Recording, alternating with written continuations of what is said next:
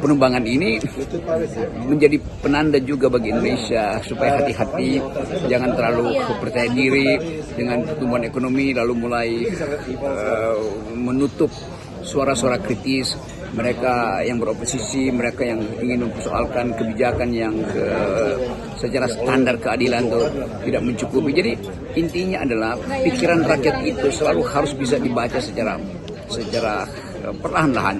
Karena apapun dalam demokrasi, membaca pikiran rakyat itu adalah cara yang paling sempurna untuk mengendalikan kemarahan publik.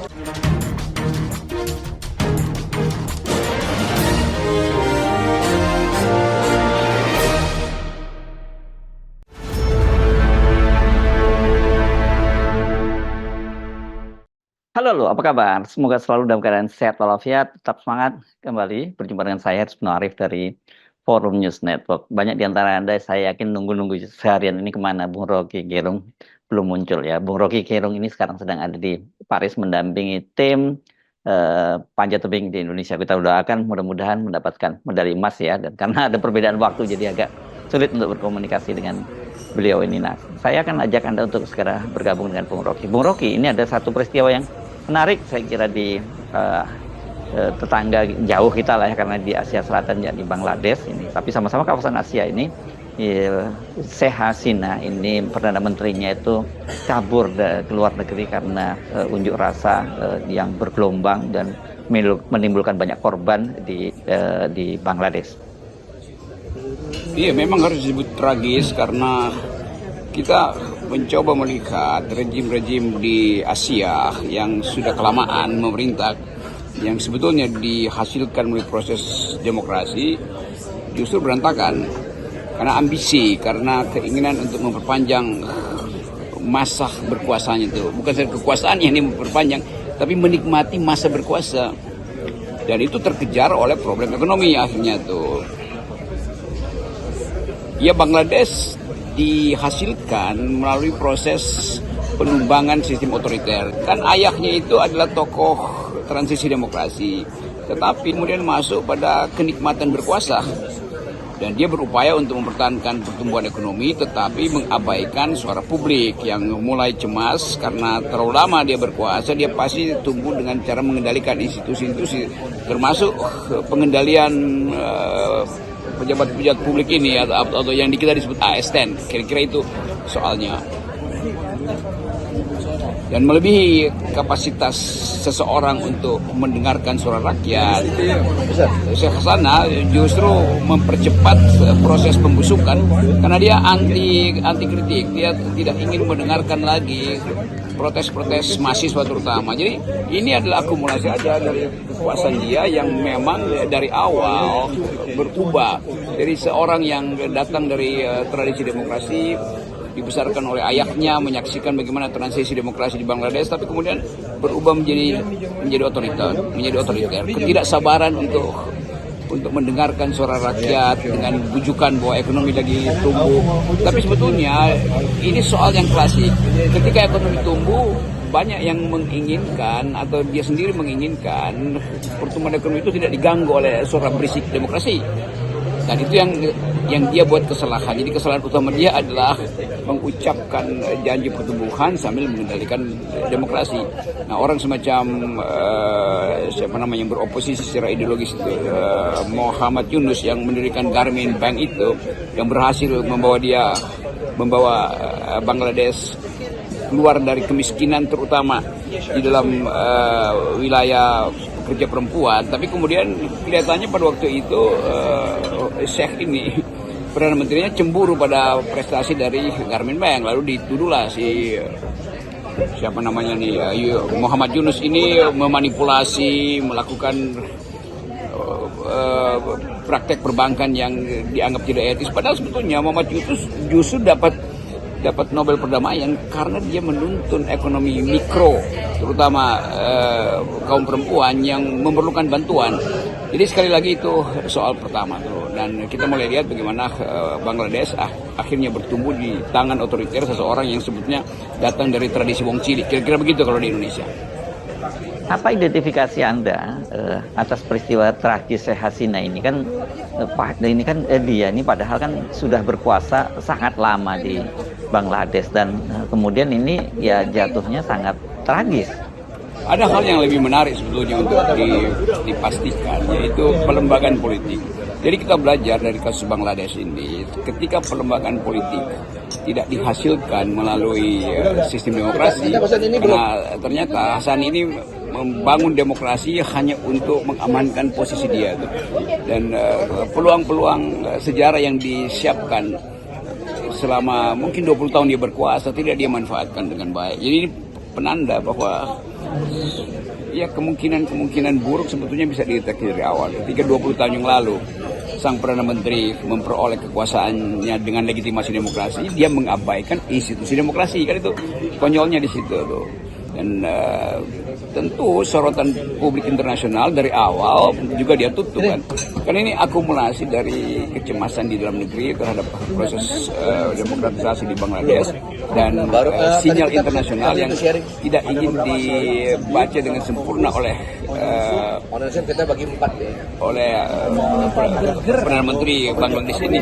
Nah, kemungkinan itu akhirnya mesti kita terangkan sebagai kekeras kepalaan, sebetulnya kekeras kepalaan dari seorang penguasa. Terlambat sebetulnya untuk menilai Bangladesh karena akhirnya dia dituntun oleh sejarah untuk mengulangi apa yang terjadi sebelum dia berkuasa, yaitu pemerintahan yang otoriter. Jadi sangat disesalkan bahwa sinyal sejarah itu tidak diperhatikan oleh Perdana Menteri Bangladesh. Padahal sebetulnya tanda-tanda itu mestinya udah terlihat. Kita mau lihat itu atau menerangkan ulang soal semacam ini untuk mengetahui apakah ada struktur kekuasaan yang bisa bertahan kalau dia mulai digerogoti oleh ketidakadilan. Kan itu pelajaran yang kita bisa ucapkan. Kemungkinan terakhir adalah apa nasib dari Hassana ini, saya belum hafal namanya Hassani, sehingga dia tidak mungkin lagi kembali ke Bangladesh. Dan dia tentu dalam pelarian itu dia akan diuber oleh sistem demokrasi yang sekarang diberi pada Muhammad Yunus yang adalah lawan politik dia tuh. Ya, orang yang dia penjarakan karena mengkritik sistem ekonomi Bangladesh, tapi dia lupa bahwa rakyat itu mengingat bahwa Muhammad Yunus berhasil untuk menghidupkan harapan pemberantasan kemiskinan justru melalui sistem perbankan yang sangat toleran terhadap pemberian kredit pada waktu itu dan tidak memerlukan adanya kolateral jaminan. Jadi ini nilai pertama, yaitu bertempur di dalam politik harus memperhatikan suara rakyat yang setiap hari memberi dia kredit.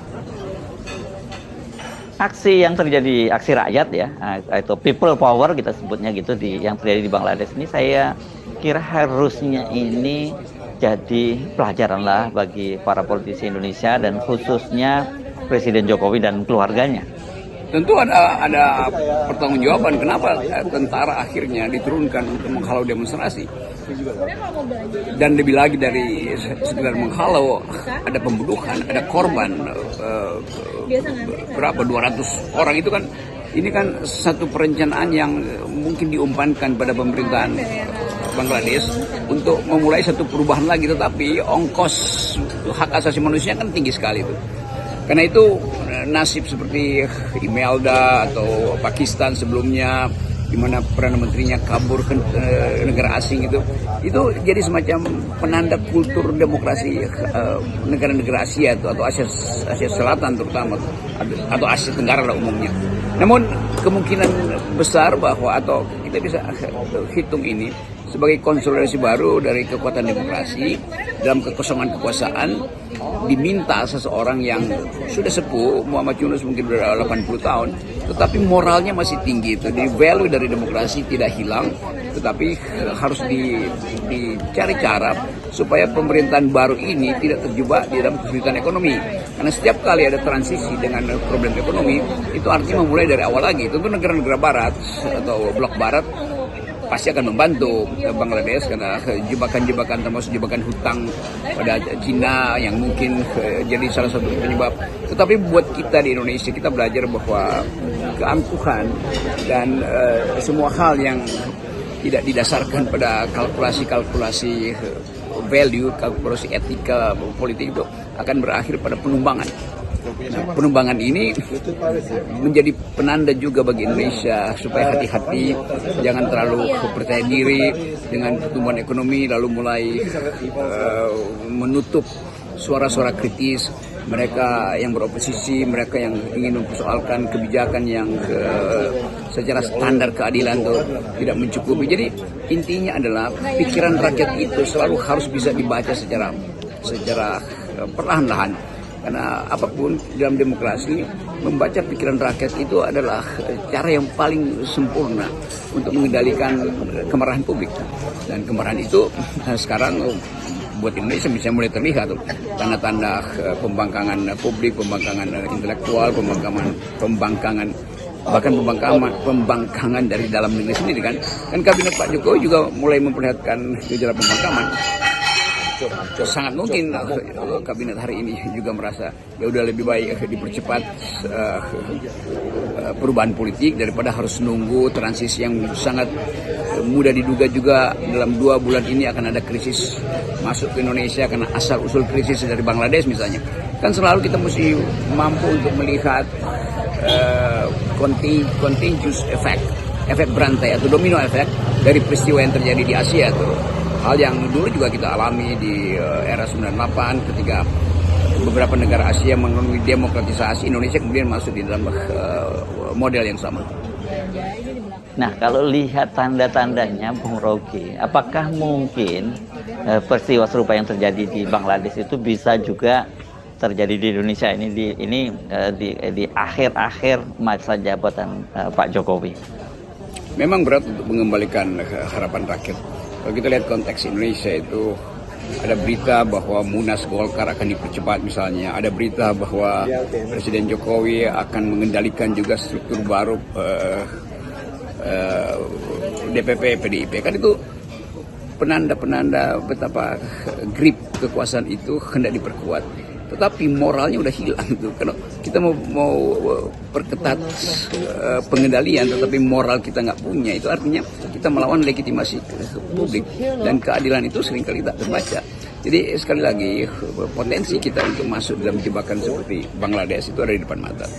Krisis ekonomi jelas ada, pertumbuhan kita justru lebih buruk dari prestasi Bangladesh dan hutang kita pasti rasionya terhadap PDB kita